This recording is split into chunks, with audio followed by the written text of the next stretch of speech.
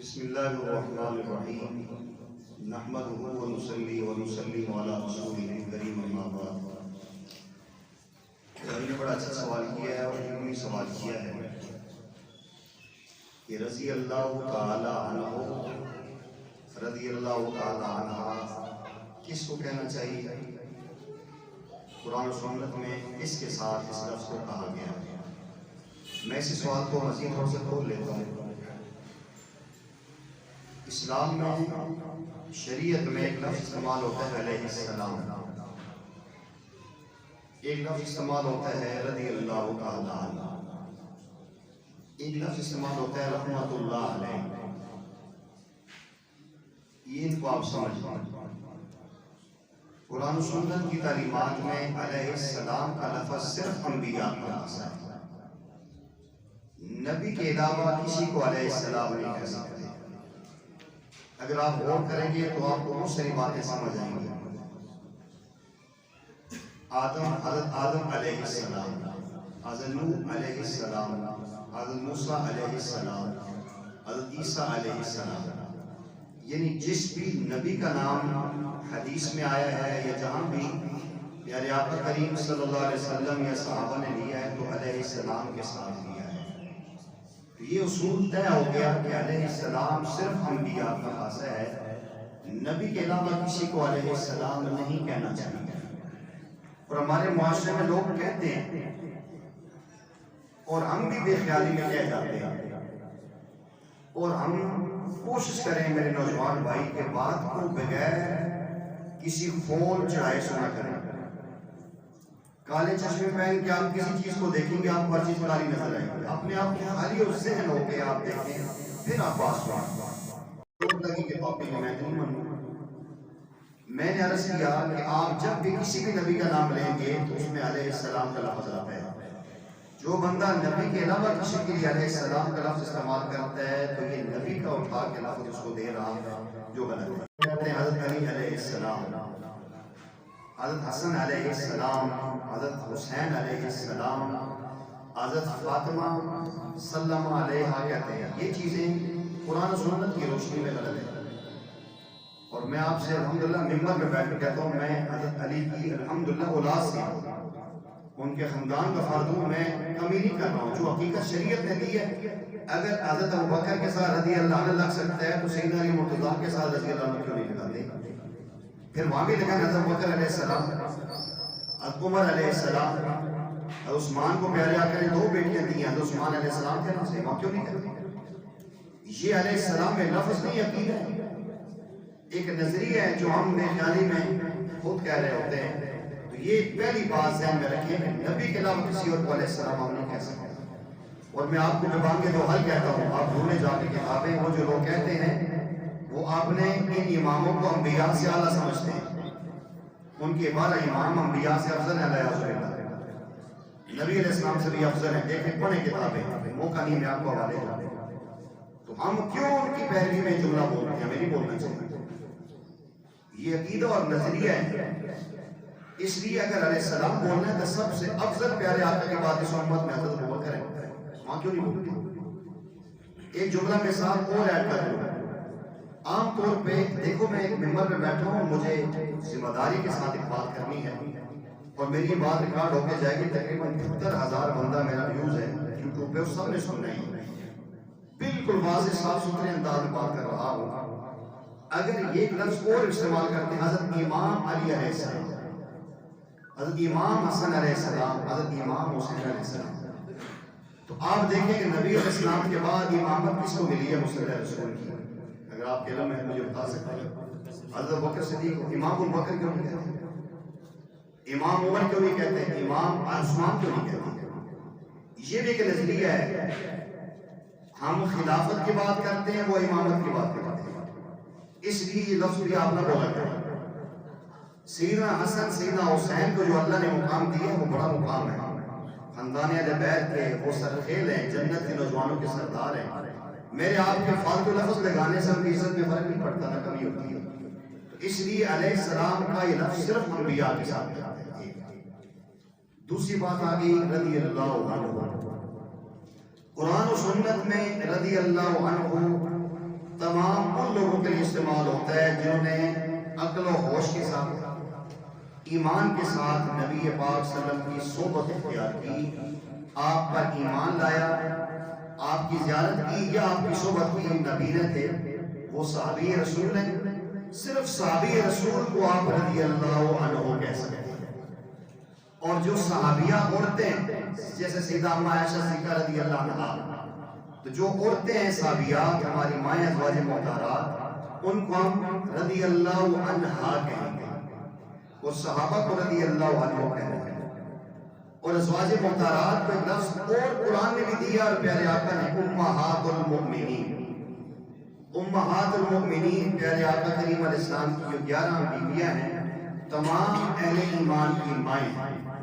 قرآن نے سورہ احزاب میں کہا ہے وَأَزْوَاجُ أُمَّهَاتُكُمْ، نبی صلی اللہ علیہ وسلم کی بیویاں تمہاری مائیں ہیں۔ تو امہات المؤمنین کا لفظ پیارے آقا کریم صلی اللہ علیہ وسلم کی ازواج کے لیے استعمال ہوتا ہے بس۔ اس کے بعد بنات رسول پیارے آقا کریم صلی اللہ علیہ وسلم کی 4 صاحبزادیاں ہیں، سیدہ زینب جو ابوالعاص کی بیوی ہیں، سیدہ رقیہ ام کلثوم جو سیدنا عثمان کی بیویاں ہیں، وہ سیدہ فاطمہ بنت رسول صلی اللہ علیہ وسلم، یہ علی المرتضیٰ رضی اللہ تعالیٰ کی اہلیہ ہیں۔ ان کے ساتھ پیارے آقا کا نام لکھیں گے جس طرح زینب بنت رسول پھر صلی اللہ علیہ وسلم کہیں گے، اور خالی نام ہوگا سیدہ زینب رضی اللہ عنہا۔ صحابہ کے علاوہ کسی اور بندے کو آپ رضی اللہ عنہ کہتے ہیں غلط ہے، بھلے آپ دلیل فلاں نے کہہ دیا، بھائی ہمارے لیے قرآن ہے، قرآن نے کہا رضی اللہ عنہ و رضوا عنہ، خدا ان سے راضی ہوا وہ اللہ سے راضی ہوئے۔ اب صحابہ کرام کے بعد مولوی کو آپ چھوڑیں، آپ قرآن کو سامنے رکھیں، حدیث کو سامنے رکھیں۔ ابو حنیفہ رحمہ اللہ کا نام آیا، ہم کہیں محمد حنیفہ رضی اللہ عنہ، بھائی رضی اللہ عنہ ایسے ہی خاصا صحابہ کا ہے جیسے علیہ السلام انبیاء کا خاصا ہے، قرآن سے رہنمائی لینا، حدیث سے نہیں۔ تو جتنے بھی تابعین ہیں، تبع تابعین ہیں، اتباع تابعین ہیں، اور آج تک جتنے نیک اللہ کے ولی گزرے ہیں ان کے بارے میں ہم رحمت اللہ علیہ کہیں گے، رحمت اللہ علیہ۔ جس بندے کا ایمان پہ خاتمہ ہوا ہے ہم کہیں گے رحمت اللہ علیہ، اللہ کی ان پہ رحمت ہو۔ اور اگر عورت جیسے سیدہ رابعہ ہے تو رابعہ رحمت اللہ علیہ، تو یہ لفظ ان کے لیے استعمال ہوتا ہے۔ یہ خاص اصطلاحات ہوتی ہیں، آج کل ہم گڑبڑ کر دیتے ہیں، کبھی کس کا نام لیتے ہیں رضی اللہ عنہ کہہ دیتے ہیں، تو یہ ذہن میں رکھیں کہ علیہ السلام کس کا جی خاصا؟ انبیاء کا۔ رضی اللہ عنہ کس کا خاصا ہے جی؟ صحابہ اور صحابیات کا۔ اور رحمت اللہ علیہ جو ہے یہ اللہ والوں کا، نیک لوگوں کا خاصا ہے۔ اور اسی انداز میں کوئی فوت ہو جائے تو اس کے لفظ استعمال ہوتا ہے مرحوم۔ مرحوم کا مطلب یہ ہوتا ہے کہ اس پہ اللہ کی رحمت ہو۔ ایسے ایک جملہ اور استعمال ہوتا ہے نور اللہ مرقدہ، ہم کہتے ہیں امام ابو حنیفہ نور اللہ مرقدہ، یا کسی کا بھی نام لیتے ہیں جی میرے استاد جی فلاں تھے جی نور اللہ مرقدہ ہو، اس کا معنی یہ ہوتا ہے کہ اللہ ان کی مرکت یعنی ان کی قبر پہ نور کی برسات فرمائے۔ تو ایسے لوگوں کے لیے نور اللہ مرقدہ کا لفظ استعمال ہوتا ہے۔ تو آئندہ کے لیے یہ اصطلاح اسی مقصد کے لیے استعمال کیا کریں، اس میں انشاءاللہ آپ کے لیے آسانی ہوگی۔ اور امام کا لفظ میں تھوڑا سا کھول دیتا ہوں، امامت کی طرح کی ہے، ایک امامت حدیث کی ہے، ایک امامت فقہ کی ہے، ایک امامت رسول اللہ صلی اللہ علیہ وسلم کی نیابت کی ہے۔ 3 طرح کی امامتیں ہیں اسلام میں۔ نبی پاک صلی اللہ علیہ وسلم کے بعد منصب امامت میں کوئی آیا ہے آپ سارے جانتے ہیں، خلیفہ اول بلا فصل جناب ابوبکر صدیق رضی اللہ عنہ۔ ان کے بعد امام ثانی خلیفہ ثانی ہیں سیدنا عمر، ان کے بعد خلیفہ ثالث سیدنا عثمان، ان کے بعد خلیفہ چہارم سیدنا علی المرتضیٰ رضی اللہ تعالیٰ، پھر اس کے بعد خلیفہ پنجم سیدنا حسن بن علی رضی اللہ عنہ، اور خلیفہ ششم جو سیدنا امیر معاویہ بن ابی سفیان رضی اللہ عنہ۔ اس کے بعد پھر تابعین کا زمانہ شروع ہو جاتا ہے۔ یہ امامت مصلی رسول اللہ کی نیابت ہے۔ ایک ہے امامت حدیث کی، اور آپ کو پتہ ہے کہ حدیث کے 6 امام بڑے بڑے، سب سے بڑے امام کا نام ہے امام بخاری رحمۃ اللہ علیہ، امام مسلم جنہوں نے بخاری لکھی ہے، امام مسلم لکھی ہے، امام ترمذی، امام ابو داؤد، امام نسائی، امام ابن ماجہ، موطا امام محمد، یہ 6 7 کتابیں ہیں، ستہ کہتے ہیں۔ یہ جو ہیں یہ حدیث کے امام ہیں۔ اور فقہ میں 4 نام بڑے ہیں، ویسے امام بہت سارے ہیں 4 نام بڑے ہیں. سب سے بڑے امام اعظم ابو حنیفہ رحمۃ اللہ علیہ. امام مالک جن سے فقہ مالکی چلی ہے. ابو حنیفہ رحمہ اللہ سے فقہ حنفی چلی ہے. امام احمد بن حنبل سے فقہ حنبلی چلی ہے. اور اسی انداز میں امام شافعی رحمہ اللہ سے فقہ شافعی. 4 شافعی سمیت 4 فقہ کے امام ہیں. یہ 4 حدیث کے مومن امام گنے 7 سائے 7. وہ جو ہے 6 امام حدیث کے ہیں, 4 امام فقہ کے ہیں, اور 6 یہ خلفاء جو رسول اللہ صلی اللہ علیہ وسلم کے بعد امت کی امامت کے منصب پہ آئے. تو اگر لفظ امام استعمال کرنا ہے اس پوائنٹ آف ویو سے کہ مصلی رسول کے امام بنے ہیں, تو پھر جو ہے کہ یہ 6 خلفاء کے لیے استعمال ہونا چاہیے. اور حدیث کے اعتبار سے کرنا ہے تو 6 ائمہ کے لیے کرنا چاہیے, محدثین کے لیے. اور فقہ کے اعتبار سے کرنا ہے تو 4 فقہاء کے لیے. یہ لفظ امامت ہے. ساتھ کلیئر ہونا چاہیے کہ حدیث کے امام, فقہ کے امام, رسول اللہ صلی اللہ علیہ وسلم کی امت کی امامت کرنے والے, یہ لفظ ان کے لیے استعمال ہوتا ہے. باقی کسی کے لیے اس طرح میں بھی محلے کا امام ہوں, لیکن اس کو امامت کو اتنا بڑا منصب نہیں سمجھا جاتا. تو اس عام میں یہ 3 طرح کی امامت مشہور ہے, وہی ہے.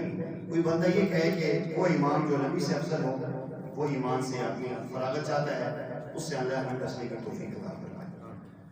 ایک اور ساتھی نے مسئلہ پوچھا ہے کہ ایک بندہ ہے وہ اپنے جسم کے مخصوص حصے کے بال صاف کرتا ہے, تو کیا بال صاف کرنے کے ساتھ ہی غسل واجب ہو جاتا ہے؟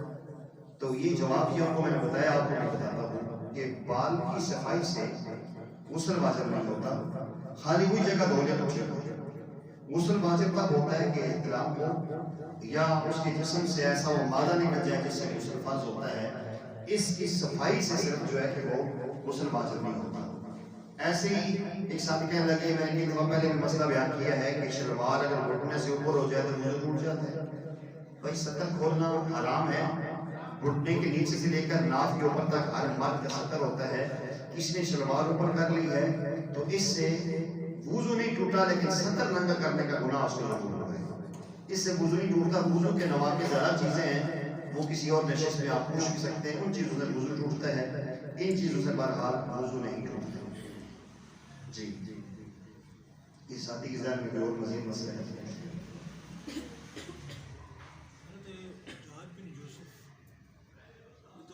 بہت سے صحابہ کرام کو شہید کیا تھا, لیکن اس کے 2 کارنامے جو ہے وہ بہت تاریخ اسلام میں لکھے ہوئے ہیں. جی بالکل قاسم کو بھیجا تھا صحیح, اور ایک قرآن پاک پر عراب لگائے. ہاں, بلکہ اس سے ایک اور کارنامہ بہت بڑا ہے. اصل میں معاملہ یہ ہے کہ اس کا معاملہ اللہ پر چھوڑتے ہیں.